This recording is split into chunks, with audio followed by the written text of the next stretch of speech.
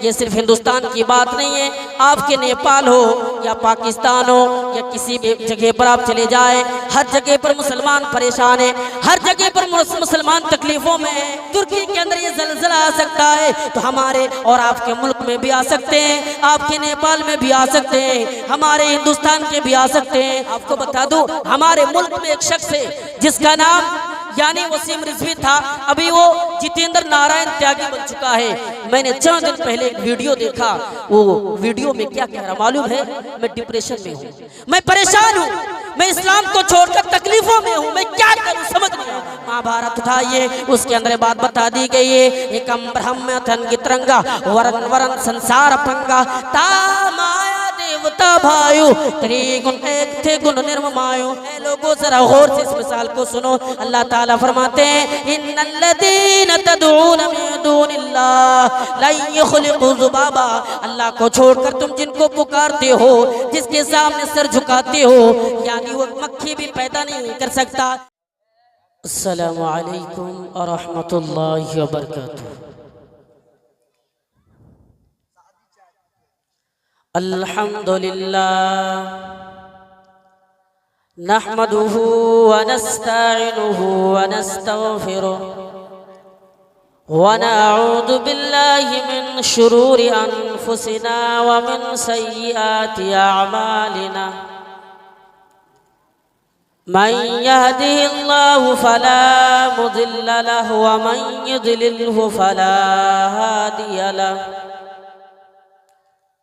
व अशहदु अल्ला इलाहा इल्लल्लाहु वहदहु ला शरीका लहु व अशहदु अन्ना मुहम्मदन अब्दुहु व रसूलुहु।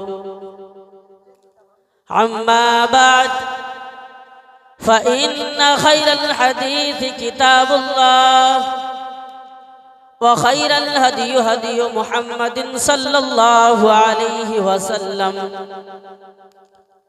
व शर्रल उमूरि मुहदसातुहा व कुल्लु मुहदसतिन बिदअह व कुल्लु बिदअतिन ज़लालह व कुल्लु ज़लालतिन फिन्नार। अऊज़ु बिल्लाहि मिनश शैतानिर रजीम। बिस्मिल्लाहिर रहमानिर रहीम। वमन यब्तगि गैरल इस्लामि दीनन फलन युक़बल मिन्हु व हुवा फिल आखिरति मिनल खासिरीन।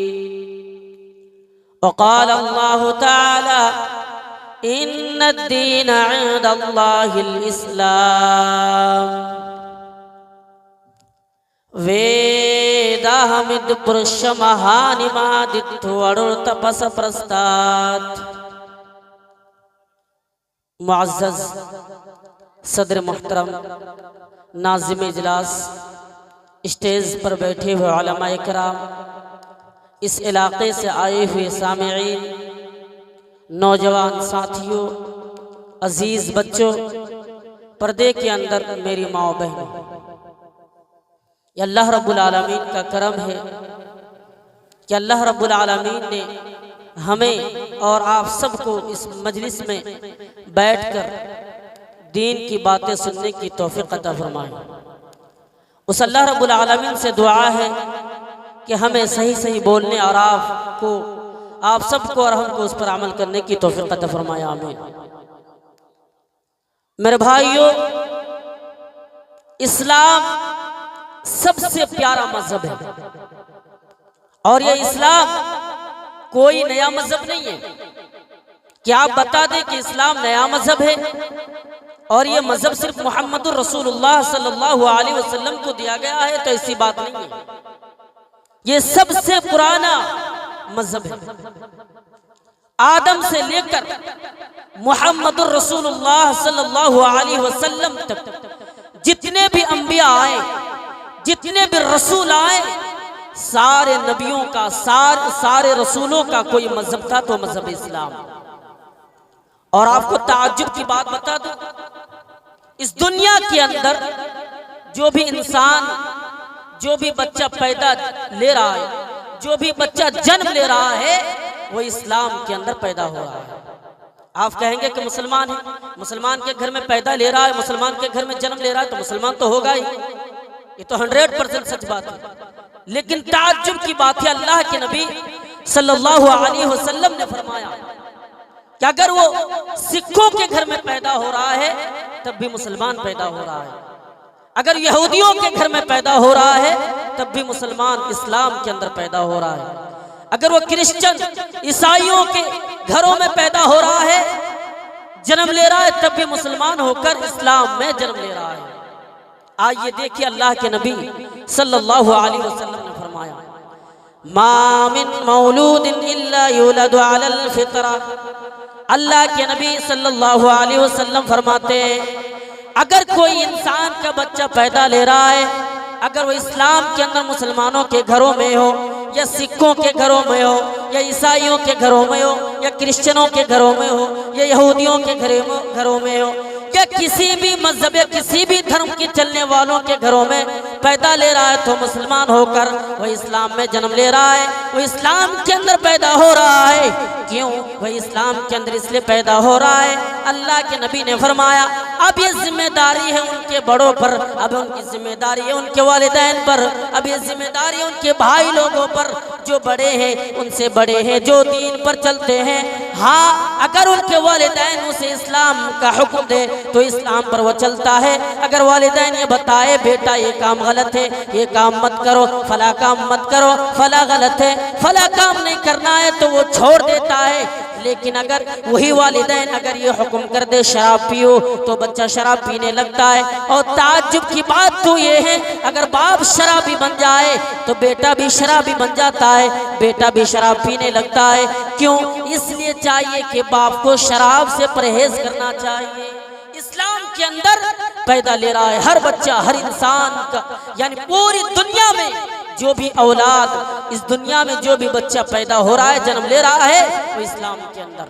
और इसीलिए अल्लाह ताला ने फरमाया इन्नद्दीन इंदल्लाहिल इस्लाम, अल्लाह के नज़दीक, अल्लाह के करीब, यानी अल्लाह के पास कोई दीन स्वीकार है तो इस्लाम है। अल्लाह के नज़दीक कोई दीन पसंदीदा, अल्लाह को सबसे प्यारा अगर कोई दीन है तो इस्लाम है। अल्लाह ताला ने फरमाया इन्नद्दीन इंदल्लाहिल इस्लाम, है लोगों इस्लाम पर चलो, इस्लाम पर अमल क्या करो। अगर तुम इस्लाम को छोड़कर दूसरे दीन पर चलोगे, दूसरे दीन को तलाश करोगे तो तुम गुमराह बन जाओगे और ठिकाना जहन्नम होगा, तुम्हें जहन्नम के अंदर डाला जाएगा। इसलिए इस्लाम पर तुम्हें चलना है। अब आइए देखिए अल्लाह रब्बुल आलमीन ने फरमाया वमन यब्तगि गैरल इस्लाम दीनन फलन युक़बल मिन। अल्लाह ताला फरमाते हैं अगर इस दुनिया में, इस संसार में कोई इंसान इस्लाम को छोड़कर दूसरे दीन को तलाश करेगा, दूसरे दीन को ढूंढेगा तो स्वीकार नहीं किया जाएगा, वो रिजेक्ट कर दिया जाएगा। वहुवा फिल आखिरति मिनल खासिरीन, और क़यामत के दिन वो गुनाहगार होगा, क़यामत के दिन पापी होगा, क़यामत के दिन गुनाहगार यानी गुनाहगार होगा, जहन्नम के अंदर डाला जाएगा। इस्लाम को छोड़कर दूसरे दीन को तलाश करेगा, गुनाहगार होगा। और यही चीज और इस बात की तालीम श्री कृष्ण जी ने भी दी है। आपको बता दूं, अदालत में जब मुसलमान कुरान पर हाथ रखकर कसम खाते हैं तो हमारे हिंदू भाई भी गीता पर हाथ रखकर कसम खाते हैं। आप उस गीता को उठाइए, उस भगवत गीता के अंदर यानी श्री कृष्ण फरमाते हैं सर्वधर्मान परित्यज्य मामेकं शरणं व्रज अहं त्वा सर्व पापेभ्यः मोक्षयिष्यामि मा शुचः। श्री कृष्ण ने फरमाया सर्वधर्मान परित्यज्य, तुम सारे धर्म को छोड़ दो और इस्लाम में आ जाओ। अगर तुम ये चाहते हो कि तुम्हारे सारे पाप मिट जाएं, तुम्हारे सारे पाप खत्म हो जाए तो इस्लाम में आ जाओ, दीन पर आ जाओ, तुम्हारे सारे पाप मिट जाएंगे, तुम्हें पाक व साफ करके जन्नत के अंदर डाल दिया जाएगा, तुम्हारा ठिकाना जन्नत होगा। लेकिन शर्त ये कि इस्लाम पर चलना होगा। इस्लाम के अलावा दुनिया में जितने भी मज़ाहिब है सारे मजहब को हमें छोड़ना पड़ेगा। इसीलिए आज दुनिया में मुसलमानों को देखिए, हमारा पे कहते हैं हमें मारा जा रहा, हम पर जुल्म किया जा रहा है।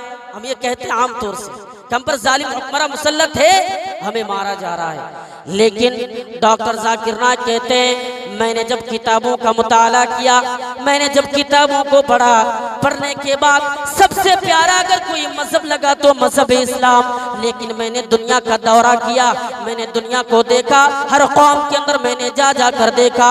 अगर कौम में दुनिया के अंदर कोई बदतर कौम है, यानी सबसे बदतर कौम कोई है तो मुसलमान कौम है। मुसलमान सबसे बदतर कौम है। हाँ, वो फिरके टोले टोले में बटे हुए हैं, दीन को छोड़कर वो अलग हो चुके हैं, दीन को छोड़कर बिदात भी दीन में शुमार कर चुका है, शामिल दीन में शामिल बिदात भी है। और ना जाने इस तरीके से कितनी बुराइयां हैं कि आज दीन के अंदर शामिल है। और इसीलिए इस देश के डॉक्टर भीमराव अंबेडकर किताबों को पढ़ा और पढ़ने के बाद उसने ये चाहा कि मैं इस्लाम कबूल कर लूंगा। और वो अकेला नहीं कि अकेले इस्लाम कबूल कर ले, ये बड़ी बात नहीं है। वो 20,000 लोगों को साथ में लेकर वो आते हैं इस्लाम धर्म को अपनाने के लिए, इस्लाम धर्म को कबूल करने के लिए। कौन? डॉक्टर भीमराव अंबेडकर। लेकिन इस देश के बापू महात्मा गांधी जी, यानी उस मुल्क हिंदुस्तान के अंदर आपको बता दूं, यानी हिंदुस्तान के अंदर डॉक्टर भीमराव अंबेडकर इस्लाम कबूल करना चाहते हैं और 20,000 लोगों को लेकर इस्लाम कबूल करने के लिए आ जाते हैं। हमारे देश हिंदुस्तान के बापू महात्मा गांधी जी आगे आते हैं और आकर डॉक्टर भीमराव अंबेडकर से कहते हैं आप इस्लाम कबूल करना चाहते हैं। उस मुल्क के बापू भीमराव अंबेडकर यानी महात्मा गांधी जी कहते हैं आप इस्लाम कबूल करने के बाद, कलमा पढ़ने के बाद कौन से फिरके में आप जाना पसंद करेंगे? अब रिजवी बनेंगे, अब हनफी बनेंगे, शाफिई बनेंगे, मालिकी बनेंगे, या अहले हदीस बनेंगे, देवबंदी बनेंगे? आप बताइए। जब इस बात को हमारे देश के भीमराव अंबेडकर सुनते हैं, सुनने के बाद कहते हैं अरे मैंने क्या कर दिया, इस्लाम में भी फिरका परस्ती है, बल्कि अल्लाह ने तो ये फरमाया है लोगो वातसिमू बिहब्लिल्लाहि जमीअन वला तफर्रकू, है लोगो आ जाओ एक रस्सी को पकड़ लो और तुम फिरके टोले टोले में मत बटो। लेकिन ये मुसलमान भी बढ़ चुके हैं, ये मुसलमान कौम भी बढ़ चुकी है, इसलिए इस्लाम को छोड़कर वो बुद्धिस्ट यानी बुद्ध धर्म को स्वीकार करते हैं और उसी पर वो मृत्यु पा जाते हैं, उस पर उसकी मौत आ जाती है। क्यों छोड़ा इस्लाम धर्म, क्यों छोड़ दिया हमारे देश के डॉक्टर भीमराव अंबेडकर? इसलिए कि उसने देखा मुसलमान कौम जिसके बारे में मोहम्मद रसूलुल्लाह सल्लल्लाहु अलैहि वसल्लम फरमाते हैं सबसे बेहतरीन और सबसे पुराना मजहब है, लेकिन मुसलमान आज क्या हो गया? मुसलमान फिरके टोले टोले में बढ़ चुके हैं। और आज हम ये अरब कहते हैं, ये सिर्फ हिंदुस्तान की बात नहीं है, आपके नेपाल हो या पाकिस्तान हो या किसी भी जगह पर आप चले जाए, हर जगह पर मुसलमान परेशान है, हर जगह पर मुसलमान तकलीफों में है। क्यों? अल्लाह के नबी सल्लल्लाहु अलैहि वसल्लम आज से 1400 साल पहले ये कहकर गए हैं, ऐ लोगो अगर तुम चाहते हो कि तुम पर जालिम हुक्मरान मुसल्लत ना हो, तुम्हें मारे ना कोई, तुम पर जुल्म ना करे, तो तुम्हें दीन के हकाम पर अमल करना होगा। अल्लाह के नबी फरमाते हैं ऐ लोगो दीन पर चलो और उसके हकाम पर अमल करो, यकीनन तुम्हारी हिफाजत की जिम्मेदारी अल्लाह ले रखी है, लेकिन शर्त है कि दीन के हकाम पर अमल करना होगा। आज हमारा हाथ, आज मुसलमानों को देखिए, मुसलमान दीन को छोड़कर मुसलमान नौजवान शराब के अड्डों पर है, मुसलमान नौजवान गानों के महफिलों में है, मुसलमान नौजवान गंदी चीजों की आदी है, मुसलमान नौजवान इन जैसी बुराइयों में मुब्तला है, लड़कियों के चक्कर में भी मुसलमान नौजवान पड़ा हुआ है। क्यों? इस्लाम ने तो ये हुक्म नहीं दिया है, इस्लाम ने तो मना किया है कि तुम उसके करीब मत जाओ वरना तुम दीन से निकल जाओगे। और जो इंसान दीन से निकल जाए उससे ज्यादा पापी और गुनहगार कोई नहीं हो सकता। आपको बता दूं, हमारे मुल्क में एक शख्स है जिसका नाम यानी वसीम रिजवी था, अभी वो जितेंद्र नारायण त्यागी बन चुका है। मैंने 4 दिन पहले एक वीडियो देखा, वो वीडियो में क्या कह रहा मालूम है? मैं डिप्रेशन में हूँ, मैं परेशान हूँ, मैं इस्लाम को छोड़कर तकलीफों में हूँ, मैं क्या करूँ समझ नहीं आ रहा है, लगता है मुझे मरना पड़ेगा। इस इस्लाम को छोड़कर मैंने बहुत बड़ी गलती की है। क्यों? उसे पता चल गया। सबसे पहले तो उसने ये कहा कि कुरान की 26 आयतें गलत है, कुरान से निकाल दी जाए। उसके बाद का इस्लाम यानी मुसलमान दहशतगर्द है, मुसलमान के अहकाम पर जो अमल करते हैं वो गलत है। लेकिन अल्लाह ताला की कुरान से आयतों को निकालने की बात की, अल्लाह ताला ने दीन से निकाल दिया। अब उसे पता चल रहा है कि इस्लाम सबसे प्यारा मजहब है, इस्लाम सबसे पुराना मजहब है, इस्लाम सबसे कीमती मजहब है, हमें उस पर चलना है। आज उसे ये एहसास हो रहा है, आज उसे ये मालूम हो रहा है, आज उसे ये पता चल रहा है इस्लाम सबसे प्यारा मजहब है। और यही मजहब सारे नबियों का था, ये कोई नया मजहब नहीं है क्या? और हम कहते हैं कि अल्लाह के रसूल सल्लल्लाहु अलैहि वसल्लम को सिर्फ दिया गया है, ऐसी बात नहीं है। आप कुरान उठाइए, कुरान करीम के अंदर जितने नबियों का जिक्र है, अल्लाह रब्बुल आलमीन ने सारे नबियों के बारे में फरमाया, सारे नबियों के बारे में ये जिक्र किया है। सारे नबियों का धर्म इस्लाम था, सारे नबियों का मजहब इस्लाम था, ये कोई नया मजहब नहीं है। आप उठाइए कुरान करीम और हजरत नूह अलैहिस्सलाम के बारे में देखिए, अल्लाह ताला फरमाते हैं इन्ना जिरिया इल्ला अल्लाह युअमिरतु अन अकूना मिनल मुस्लिमीन।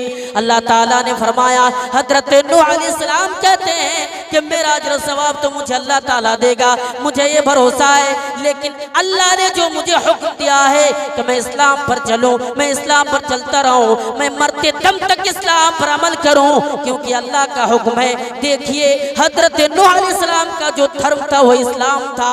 आप आइए जरा लूत अलैहिस्सलाम के बारे में देखिए, अल्लाह ताला लूत अलैहिस्सलाम के बारे में फरमाते हैं, ऐ लोगो, हजरत लूत अलैहिस्सलाम के बारे में अल्लाह ताला ने फरमाया फमा वजदना फीहा गैर बैतिम मिनल मुस्लिमीन। अल्लाह ताला ने फरमाया मैंने लूत अलैहिस्सलाम की कौम वालों की बस्ती में एक घर ऐसा भी पाया जो मुसलमान था, जो दीन पर चलने वाला था, जो दीन पर अमल करने वाला घर है। इनके घर में जितने भी अफराद है, जितने भी लोग हैं, सारे लोग दीन पर चलते थे, सारे लोग दीन के अहकाम पर अमल करते थे। मैंने एक घर ऐसा भी पाया।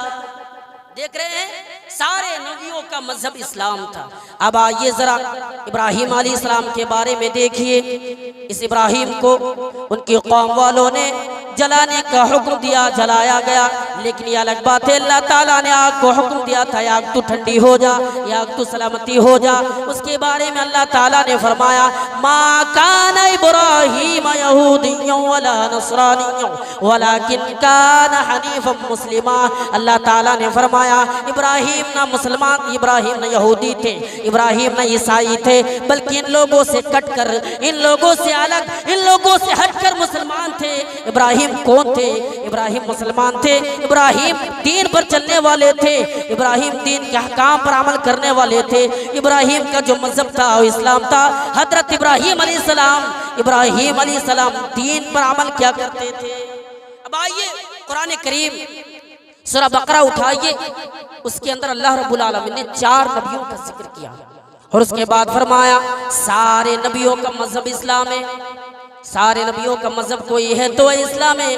अल्लाह ताला फरमाते हैं इद क़ाल लहू रब्बुहु अस्लिम क़ाल अस्लमतु लिरब्बिल आलमीन। अल्लाह ताला ने फरमाया, याद करो इब्राहिम अलैहिस्सलाम को, जब अल्लाह ताला ने इब्राहिम को हुक्म दिया इब्राहिम तुम पक्के सच्चे मोमिन बन जाओ, इब्राहिम तुम दीन पर चलने वाला बन जाओ, इब्राहिम दीन पर अमल करने वाला बन जाओ। हजरत इब्राहिम अलैहिस्सलाम मुसलमान बन गए, हजरत इब्राहिम अलैहिस्सलाम दीन पर चलने वाले बन गए और आखिरकार पूरी उम्मत के बराबर करार दिया इब्राहिम अलैहिस्सलाम को। उसके बाद फरमाया ववस्सा बिया इब्राहिम बनीहि व याकूब या बनिया इन्नल्लाह अस्तफा लकुमुद्दीन फला तमूतुन्ना इल्ला व अंतुम मुस्लिमून। इब्राहिम ने अपनी औलाद को और हजरत याकूब अलैहिस्सलाम ने अपने बेटों को यह हुक्म दिया, ऐ मेरे बेटो, अल्लाह ने जो तुम्हारे लिए धर्म को चुना है वह इस्लाम है। अल्लाह ने जो तुम्हारे धर्म को चुना है वो इस्लाम है। तुम्हें मरते दम तक इस्लाम पर चलना है, तुम्हें मरते दम तक इस्लाम के हकाम पर अमल करना है, क्योंकि अल्लाह का हुक्म है। आप जरा गौर कीजिए, इब्राहिम अलैहिस्सलाम का कोई मजहब था तो मजहब इस्लाम। याकूब अलैहिस्सलाम ने भी हुक्म दिए कि इस्लाम के हकाम पर अमल करो। अब आइए जरा मूसा अलैहिस्सलाम के बारे में देखिए। अल्लाह ताला ने मूसा अलैहिस्सलाम के बारे में फरमाया या कौम इन कुंतुम आमंतुम फअलैहि तवक्कलु इन कुंतुम मुस्लिमीन। हजरत मूसा अलैहिस्सलाम ने अपनी कौम से कहा, ऐ मेरी कौम के लोगों, अगर तुम ईमान लाए हो तो रब पर भरोसा करो और पक्के सच्चे मोमिन बन जाओ, पक्के सच्चे मुसलमान बन जाओ। ये अल्लाह का हुक्म है, ये अल्लाह ने हुक्म दिया। मूसा अलैहिस्सलाम ने अपनी कौम वालों से कहा कि तुम्हें पक्के सच्चे मुसलमान बनना है। अब आइए जरा देखिए, इस दुनिया के अंदर एक जालिम हुक्मरान गुजरे हैं जिसको हम फिरौन कहते हैं। ये फिरौन मूसा अलैहिस्सलाम के मुकाबले में जादूगरों को बुलाते हैं और कहते हैं, जादूगरों तुम्हें लड़ना है, मूसा अलैहिस्सलाम को हराना है। ये बात कहकर जादूगर खड़े हो जाते हैं। मूसा अलैहिस्सलाम एक तरफ है, जादूगर एक तरफ है। अब जादूगरों ने जो कारनामा दिखाया, रस्सी को जमीन पर डाला, वो साफ नजर आ रहा है, नजरों का धोखा है। मूसा अलैहिस्सलाम डर जाते हैं, लेकिन अल्लाह ने हुक्म दिया, है मूसा तुम डरो नहीं, है मूसा तुम्हें डरने की जरूरत नहीं है, तुम्हारे पास जो असा है उसे जमीन पर डाल दो। असा को जमीन पर मूसा अलैहिस्सलाम डालते हैं, वो अज़दहा में चेंजिंग हो गया, सारे सांपों को निकल लिया और निकलते ही सारे जादूगर ईमान लाते हैं, मूसा अलैहिस्सलाम के रब पर ईमान लाते। फिरौन धमकी दे रहा है, कह रहे जादूगरों चंद मिनट पहले तुम पैसे की बात कर रहे थे, चंद मिनट पहले तुम लोग पैसे की बात कर रहे थे, अभी तुम ईमान ला रहे हो, हम तुम्हें नहीं छोड़ेंगे अगर तुम इस्लाम को नहीं छोड़ते हो, अगर तुम ईमान नहीं छोड़ते हो, मूसा अलैहिस्सलाम और उसके रब को नहीं छोड़ते हो तो उल्टे हाथ पैर कटवा देंगे। हाँ, सारे जादूगर बोल पड़ते हैं, ऐ फिरौन तुम मुझे मार दो, हम सारे जादूगरों को मार दो, हम लोग जाकर रब से ये कह देंगे, ऐ मेरे परवरदिगार हम चंद मिनट पहले ईमान लाए, इस्लाम कबूल किए, लेकिन फिरौन ने मार दिया, फिरौन ने खत्म कर दिया। यही फिरौन जब समंदर में डूबने लगा तो क्या कहता है मालूम है? आमन्तु बिल्लाह, हम ईमान ला रहे हैं मूसा और बनी इस्राइल के रब पर। अल्लाह ताला ने जवाब में फरमाया, अल आन वक़द असैता, ऐ फिरौन अब तुम्हें ये पता चल रहा है, ऐ फिरौन अब तुम्हें ये मालूम हो रहा है कि अल्लाह बरहक है। देखिए जरा गौर कीजिए, फिरौन को पूरी दुनिया वालों के लिए इबरत बनाया।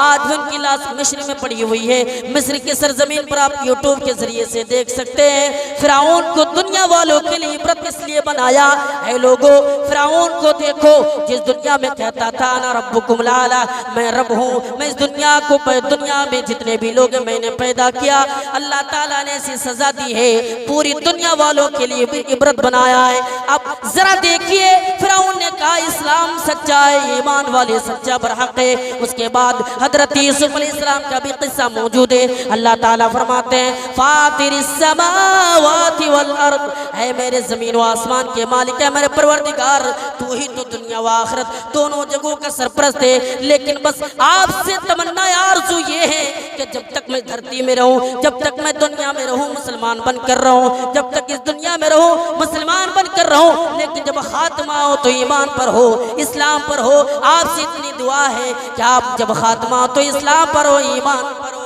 अब देख रहे हैं सारे नबियों का कोई मजहब था तो मजहब इस्लाम, और इसी के बारे में अल्लाह ताला ने फरमाया, ऐ मोहम्मद रसूलुल्लाह सल्लल्लाहु अलैहि वसल्लम, मैंने आपको कोई नया धर्म नहीं दिया, मैंने आपको कोई नया मजहब नहीं दिया है, मैंने वही मजहब दिया जो मैंने नूह को दिया था, जो मैं इब्राहिम को दिया था, जो मैं मूसा को दिया था, ईसा को दिया था, वही मजहब मैं तुम्हें भी दे रहा हूँ। अब आइए जरा इस मजहब के बारे में देखिए। हमने बताया इस्लाम सबसे पुराना मजहब है, लेकिन जरा गौर कीजिए इस्लाम के कुछ अहकाम है। इस्लाम किसे कहते हैं, इस्लाम क्या है?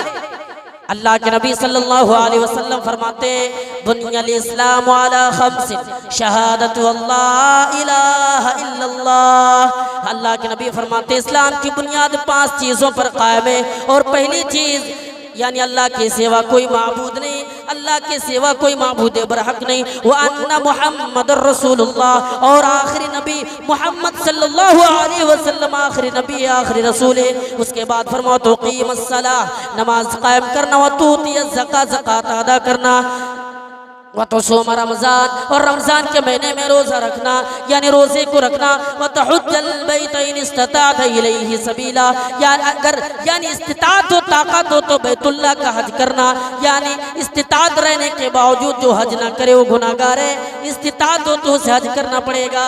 ये इस्लाम है। इसे इस्लाम कहते हैं, ये चीज है। अब जरा देखिए श्री कृष्ण इन चीजों के बारे में फरमाते हैं कि सनातन धर्म में भी 5 चीजें हैं। कितने चीजें हैं? 5 चीजें।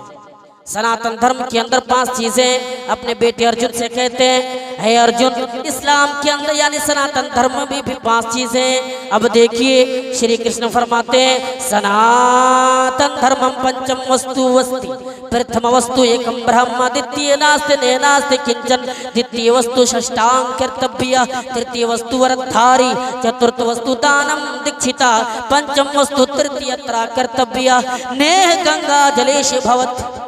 श्री कृष्ण ने फरमाया इस्लाम है, सनातन धर्म है। ये सनातन धर्म की 5 चीजें हैं। अब आइए जरा देखिए इस्लाम का मतलब देखिए और सनातन का मतलब देखिए। सनातन का मतलब शांति वाला, ये मजहब शांति वाला मजहब है। इस्लाम का वाला अमन वाला, सलामती वाला मजहब है। दोनों एक ही बात है। अब आइए जरा इस बात को हम देखते हैं कि अल्लाह के नबी ने और श्री कृष्ण ने क्या फरमाते हैं। श्री कृष्ण फरमाते हैं, सनातन धर्मम पंचम वस्तु वस्ति, सनातन धर्म में 5 चीजें हैं और ये मेरे बेटे अर्जुन तुम्हें 5 चीजों पर अमल करना है। प्रथम वस्तु, पहली चीज, एकम ब्रह्म, द्वितीय नास्ते नेह नास्ते किंचन, ये कि ब्रह्म, द्वितीय नास्ते दूसरा नहीं, किंचन जरा सा भी नहीं, बिल्कुल नहीं, कतई नहीं, हर किसी नहीं, यानी ये कि ब्रह्मा है, दूसरा नहीं, हो ही नहीं सकता। और अल्लाह के नबी सल्लल्लाहु अलैहि वसल्लम फरमाते हैं, बुनियल इस्लाम अला खम्सिन, शहादतु अल्ला इलाहा इल्लल्लाह। इस्लाम की बुनियाद 5 चीजें हैं और पहली चीज जो है अशहदु अल्ला इलाहा इल्लल्लाह, इस बात की गवाही देना कि अल्लाह की सिवा कोई माबूद नहीं, अल्लाह की सिवा कोई माबूद बरहक नहीं, वकीला है, अल्लाह की जात के साथ कोई शरीक नहीं, कोई साझी नहीं। और यही बात जिसके बारे में वेदों के अंदर बात कह दी गई है, एकम ब्रह्मा यानी एक ही ब्रह्मा है। उसके बाद फरमाया, ऐ लोगो उसी से मांगो, उसके सिवा किसी से मत मांगो। यचित्तियो यो बिम्मा नस्तस्मा देवी शौर्य रिसा, उसी से मांगो वही देने वाला है। नस्तस्मा देवी शौर्य रिसा, कोई देवी देवता तुम्हें जर्रा बराबर भी नहीं दे सकता, कोई देवी देवता तुम्हें जर्रा बराबर भी नहीं दे सकता है। इसके अंदर इतनी ताकत नहीं है को तुम्हें दे सके, इसके अंदर इतनी ताकत अल्लाह ताला ने नहीं दी है को तुम्हें दे। क्यों? अल्लाह ताला ही तो इसको बनाया है। महाभारत उठाइए, उसके अंदर बात बता दी गई है, एकम ब्रह्म थन गित्रंगा वरन वरन संसार पंगा, ता माया देवता भायु त्रिगुण एक थे गुण निर्ममायो। वो एक ही ब्रह्मा है, एकम ब्रह्म अनगित्रंगा, वो एक ही ब्रह्मा था जिसने सारे लोगों को पैदा किया, जिसने सारी दुनिया वालों को पैदा किया। और उसके अंदर यानी जो बुत है, जो ईश्वर, जो लोग पूजते हैं, उसको भी अल्लाह ताला ही ने पैदा किया, उसको भी रब ने पैदा किया। उसके बाद फरमाया, कुरान उठाइए, अल्लाह ताला फरमाते हैं, इन्नल्लज़ीना तदऊना मिन दूनिल्लाह मा ला यमलिकूना मिन क़ितमीर, है लोगो अल्लाह को छोड़कर तुम जिनको पुकारते हो, क़ितमीर की भी मालिक नहीं है। अच्छा, क़ितमीर किसे कहते हैं जानते हैं? क़ितमीर खजूर के अंदर जो गुठली है, उस पर जो बारीक सी लिफाफा है, उसे क़ितमीर कहा जाता है। उसका भी मालिक नहीं है वो कैसे तुम्हें खिलाए, वो कैसे तुम्हें पिलाए, ये हो ही नहीं सकता कि वो खिला सकते, वो पिला सकते। उसके बाद देखिए अल्लाह ताला ने पूरी दुनिया वालों को मिसाल बयान करते हुए फरमाया, है लोगों सुनो, या अय्युहन्नास, यहाँ पे अल्लाह ताला ने नास का लफ्ज़ इस्तेमाल किया है। अगर किसी मज़हब वालों को टारगेट करता तो आमनो या काफिरो कहता, लेकिन अल्लाह ताला ने नास का लफ्ज़ इस्तेमाल किया है और कहा है लोगों सुनो दुनिया वालों, तुमने मैंने सारी दुनिया वालों को, जितने भी धर्म है और जितने भी मज़ाहिब है, सारे मज़हब वालों को, सारे मज़हब के लोगों को पुकार कर अल्लाह ताला फरमाते हैं, या अय्युहन्नास दुरिबा मसलन, अल्लाह एक मिसाल बयान कर रहा है। ऐ लोगों गौर से सुनो, ऐ लोगों जरा गौर से इस मिसाल को सुनो। अल्लाह ताला फरमाते हैं, इन्नल्लज़ीना तदऊना मिन दूनिल्लाह ला यख़्लुक़ू ज़ुबाबा, अल्लाह को छोड़कर तुम जिनको पुकारते हो, जिसके सामने सर झुकाते हो, यानी वो मक्खी भी पैदा नहीं कर सकता, इतनी ताकत उसके अंदर नहीं है वो मक्खी पैदा करके दिखाए। वला इस्तमाउ लहू, जमा मुज़क्कर गायब का सेगा है, यानी सारे लोग इकट्ठे हो जाए, जमा हो जाए और मक्खी पैदा करना चाहे, मक्खी पैदा नहीं कर सकता है, इतनी ताकत अल्लाह ताला ने नहीं दी है। उसके बाद अल्लाह ने फरमाया, हाँ जो इंसान यानी जो इंसान उसको रखा है वही कुछ चढ़ावे चढ़ाते हैं और उनमें से थोड़ी सी चीज मक्खी लेकर उड़ जाती है। तो इतनी ताकत नहीं है कि उसको छीन कर अपने पास लाए, इतनी ताकत उसके अंदर नहीं है। अल्लाह ताला ने फरमाया ज़ौमुत्तालिब वल मतलूब, मांगने वाला भी कमजोर और जिसे मांगा जाता है भी कमजोर। कमजोर कमजोर से मांग रहा है। ऐ लोगों जरा गौर से सुनो, कमजोर कमजोर से मांग रहा है, कमजोर कमजोर के सामने झुक रहा है। तो अल्लाह एक है, उसके साथ कोई साथी व शरीक नहीं। अब उठाइए भगवत गीता, उसके अंदर भी बात बताई गई है, न तस्य प्रतिमास्त, यानी उस ईश्वर का कोई प्रतिमा नहीं है, उस रब का कोई प्रतिमा नहीं है, उस रब का कोई स्टैच्यू नहीं है। उसके बाद फरमाया ओम निराकारम मस्त नेह आकारम मस्त, वो निराकार है, उसका कोई आकार नहीं। नेह पितास्त ने पुत्रम मस्त, ना उसका कोई, ना किसी का बाप है, ना उसका कोई बेटा है। यही बात हमारी किताब कुरान ने भी बताई है। अल्लाह ताला फरमाते हैं कुल हुवल्लाहु अहद अल्लाहुस समद लम यलिद व लम यूलद। ऐ नबी आप कह दीजिए, ऐ नबी मोहम्मद सल्लल्लाहु अलैहि वसल्लम आप हुक्म दे दीजिए, ऐ नबी आप लोगों से कह दीजिए अल्लाह एक है, वो बेनियाज है, ना वो किसी का औलाद है, ना उसकी कोई औलाद है, वो अकेला उस जात के साथ कोई शरीक नहीं। इसीलिए अल्लाह ताला ने फरमाया ऐ लोगो रब की इबादत करो, उसके साथ किसी को शरीक ना करो, मोहब्बत करो उसी से, किसी और से नहीं। मोहब्बत करना है तो रब से करो, किसी और से वो मोहब्बत ना करो जो अल्लाह से करनी चाहिए।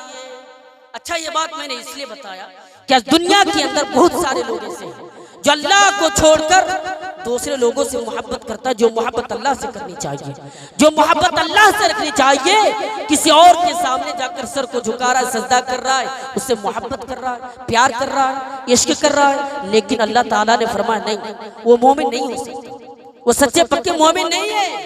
अल्लाह ताला ने फरमाया व मिनन नास मन यत्तखिदु मिन दूनिल्लाहि अंदादन युहिब्बूनहुम कहुब्बिल्लाह। दुनिया में ऐसे भी लोग मौजूद है, दुनिया में ऐसे इंसान मौजूद है जो मोहब्बत अल्लाह से करनी चाहिए, वो मोहब्बत किसी और से कर रहा है, वो मोहब्बत किसी दरगाह वालों से कर रहा है, वो मोहब्बत किसी यानी मंदिरों में जाकर कर रहा है। लेकिन अल्लाह ताला ने फरमाया वल्लदीना आमनु अशद्दु हुब्बन लिल्लाह, जो पक्के सच्चे मोमिन होते हैं, जो पक्के सच्चे मोमिन होते हैं वो अल्लाह ही से मोहब्बत करता है, वो अल्लाह ही से मोहब्बत रखता है, क्योंकि उसे मालूम है कि मैं मोमिन हूँ, अल्लाह के अहकाम पर अमल करते हैं, इसलिए अल्लाह के सिवा कोई माबूद नहीं, अल्लाह के सिवा कोई माबूद बरहक नहीं। अब आइए देखिए अल्लाह के नबी फरमाते हैं व अन्ना मुहम्मदुर रसूलुल्लाह, और मोहम्मद सल्लल्लाहु अलैहि वसल्लम आखिरी नबी है। दुनिया वालों मोहम्मद सल्लल्लाहु अलैहि वसल्लम पर ईमान लाओ। अगर तुम कामयाबी चाहती हो मोहम्मद की सारी बातों पर अमल करो, सल्लल्लाहु अलैहि वसल्लम सारी बातों पर अमल करो, यकीनन तुम कामयाब हो जाओगे।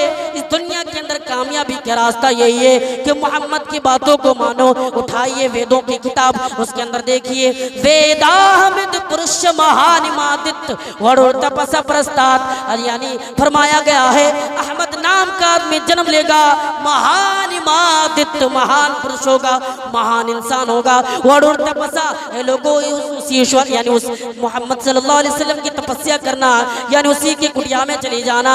यानी आया अहमद के अलावा कोई दूसरा रास्ता नहीं है जो तुम्हें जन्नत के अंदर लेकर जाए, जो तुम्हें जन्नत के अंदर दाखिल करे। यही बात महाभारत के अंदर भी बता दी गई है। प्रथम ही अधि पुरुष का धन्य वो जा पर सत शिक्षा जब पावो, परम पुरुष का खंडत रूपा है, सर्वात्मा रूप अनुपा है। लोगों यानी मोहम्मद सल्लल्लाहु अलैहि वसल्लम ऐसे इंसान है जो बुराइयों को खत्म किया है। आखिरी नबी आखिरी मुनि ऋषि मुनि आएंगे और सारे बुराइयों को खत्म करेंगे। अल्लाह के नबी आने से पहले मक्का के सरजमीन पर इतनी बुराइयां फैली हुई थी कि लोग यानी 4 साल की बच्चियों को भी कत्ल कर दिया करते थे, मार दिया करते थे, यानी जिंदा दरगोर कर दिया करते थे। उस जमाने में आकर अल्लाह के नबी ने लोगों के इस्लाम के बारे में बताया, लोगों के इस्लाम के बारे में हुक्म दिया है।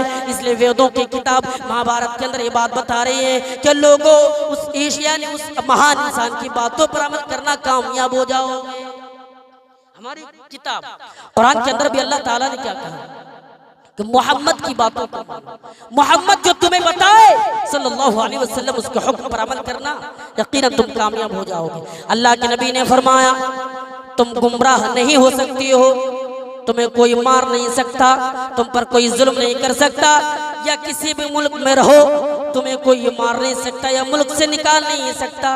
अच्छा इसलिए मैं बता रहा हूँ, हमारे मुल्क में जालिम हुक्मरान, अब पड़ोसी आप जानते होंगे, जालिम हुक्मरान मुसल्लत है और सिर्फ और सिर्फ मुसलमानों को टारगेट कर रहा है, मुसलमानों को मार रहा है। और मैं खुले तौर पर बता कर जा रहा हूँ कि सिर्फ मुसलमानों को टारगेट कर रहा है, मुसलमानों को मारना चाहता है।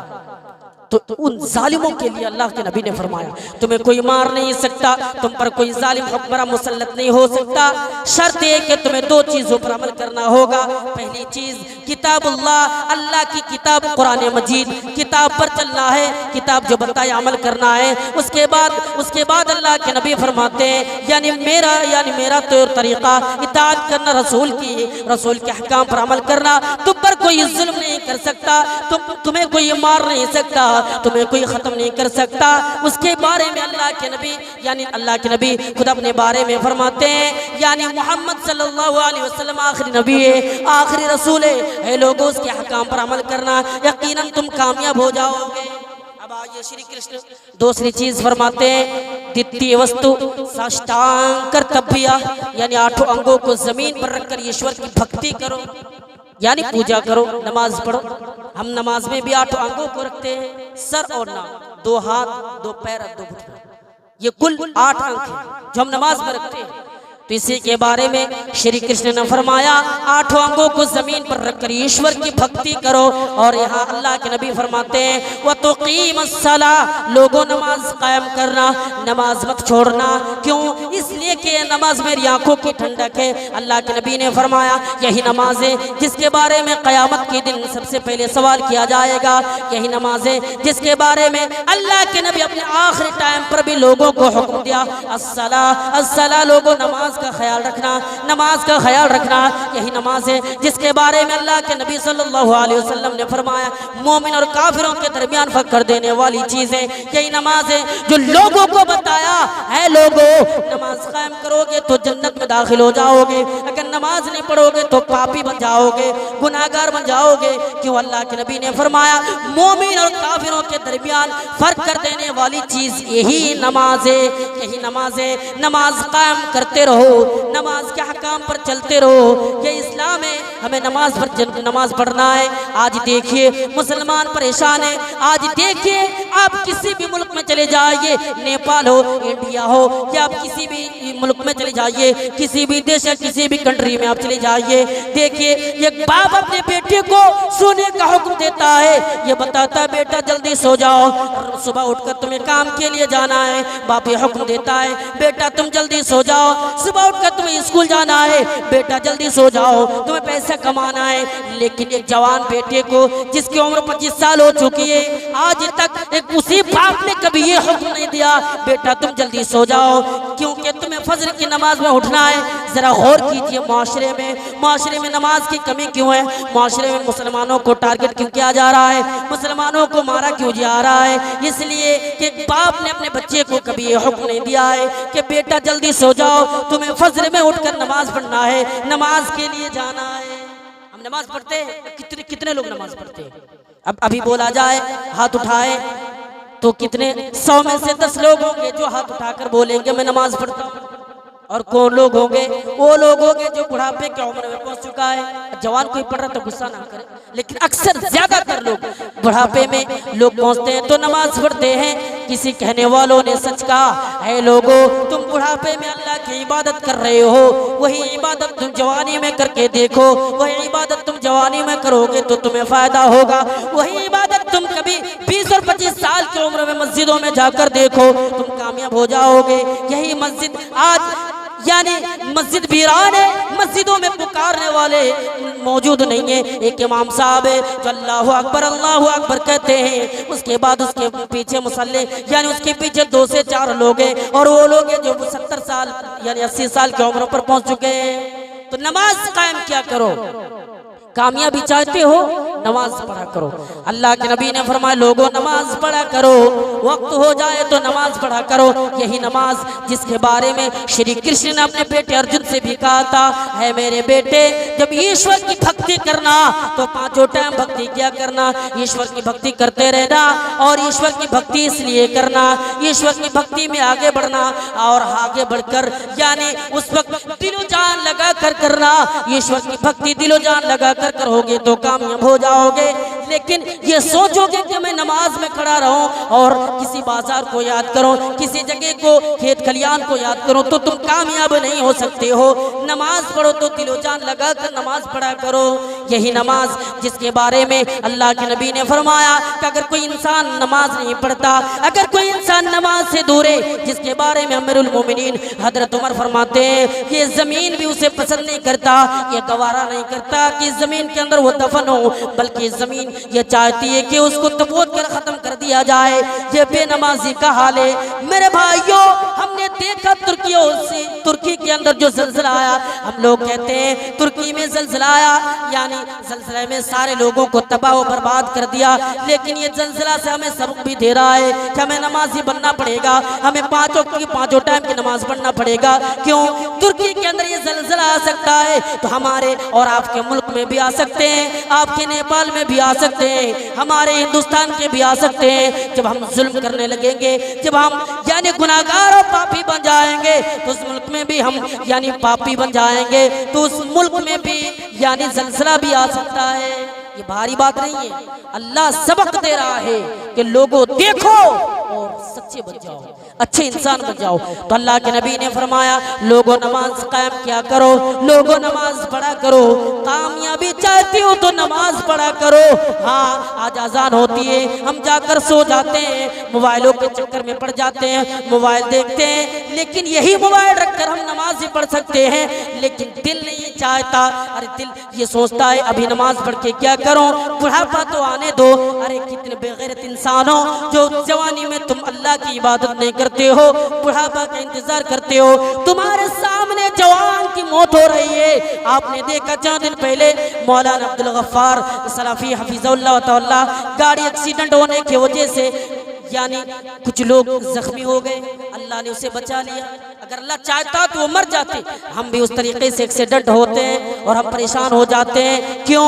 हमने अल्लाह ताला यानी पूरी दुनिया वाले मौत की कोई गारंटी नहीं है, कोई बच नहीं सकता है। हाँ के फला शेख है, फला आदमी तो अमीर है, उस पर मौत नहीं आ सकती है, ऐसी बात नहीं है। सारे लोगों पर मौत आ सकती है, सारे लोग मर सकते हैं। क्यों? इस दुनिया के अंदर नबी भी ना रहे हम कौन हो सकते हैं?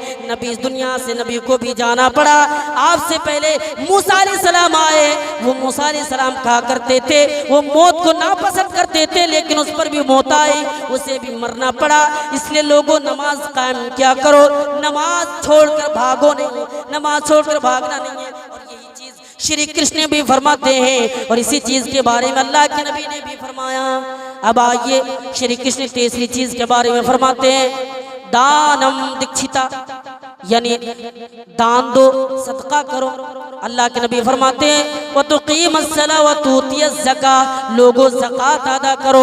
यहाँ पे बताया जा रहा है दान दो सदका करो, यहाँ पे बताया जा रहा है सदका क्या करो यानी ज़कात अदा करो। इसके बारे में अल्लाह के नबी ने फरमाया तुम्हें सदका देना करना पड़ेगा, सदका करना पड़ेगा। अच्छा लोग ये समझते हैं ज़कात निकाल कर क्या करो, माल में तो कम हो रहा है, दिखाई दे रहा है कि माल में कम हो रहा है। आज लोग सूदी कारोबार को आम समझते हैं कि इसमें बढ़ रहा है, बढ़ोतरी हो रही है, लेकिन अल्लाह के नबी ने फरमाया नहीं ऐसा हो ही नहीं सकता है कि सूदी कारोबारों में बढ़ोतरी हो और ज़कात अदा करने से बढ़ोतरी ना हो। बल्कि अल्लाह के नबी सल्लल्लाहु अलैहि वसल्लम ने फरमाया सूद लेने वाला, देने वाला, गवाही देने वाला, बैठने वाला, देखने वाला, तमाम के तमाम लोग बराबर है। लेकिन यही लोग जो ज़कात अदा करते हैं लोग यानी मालों में बढ़ोतरी होती है, ज़कात अदा करना जरूरी है। आइए सदका करने की फजीलत एक हदीस से मैं आपको बता दूं। इस हदीस को जरा गौर से सुनना। इस हदीस के रावी हजरत अबू हुरैरा रज़ियल्लाहु ताला अन्हु हैं, वो फरमाते हैं कि एक आदमी, अल्लाह के नबी का फरमान है कि एक आदमी सहरा से गुजर रहा था, एक आदमी जंगल से गुजर रहा था। जंगल में जाते जाते उसने आवाज सुनी, एक आदमी का नाम लेकर अल्लाह पुकारते हैं और उस आदमी का नाम लेते हुए बारिश होती है, और जो बारिश का पानी है एक नाले से होते हुए वो पानी गुजरने लगे और जाकर उस आदमी तक पहुंचा जिसका नाम आसमान से लिया। वो आदमी पीछे पीछे चल पड़ा। देख रहे माजिज़ा, इस मंजर को देखकर वो पुकार उठता, कहने लगता है ये अल्लाह के बंदे अपना नाम तो बता है। उसने वही नाम बताया जो सुन चुका था। फिर उसके बाद फरमाया, अच्छा ए अल्लाह के बंदे आपने मेरा नाम क्यों पूछा? वो जवाब देता है, चंद मिनट पहले मैंने फला सहरा से फला जंगल से गुजर रहा था, मैंने नाम सुना इसलिए मैंने आपको पूछा। वो कहता अच्छा ऐसी बात है। फिर वो जाने वाला, वो जंगल से गुजरने वाला आदमी कहता है, आप इस बाग में क्या करते हैं? आप जो इस बाग में रहते हैं क्या करते हैं? उगलने वाले फल को क्या करते हैं? वो जवाब देता है, मैं 3 हिस्सों में तकसीम करता हूँ, एक गरीबों के लिए, एक सदका कर देता हूँ, दूसरा घर बार बाल बच्चों के लिए, बीवी बाल बच्चों के लिए, और तीसरा इसी बाग में खर्च करता हूँ। ये फजीलतें जिसके बारे में श्री कृष्ण ने फरमाया, दानम दीक्षिता, लोगों दान दो। चौथी चीज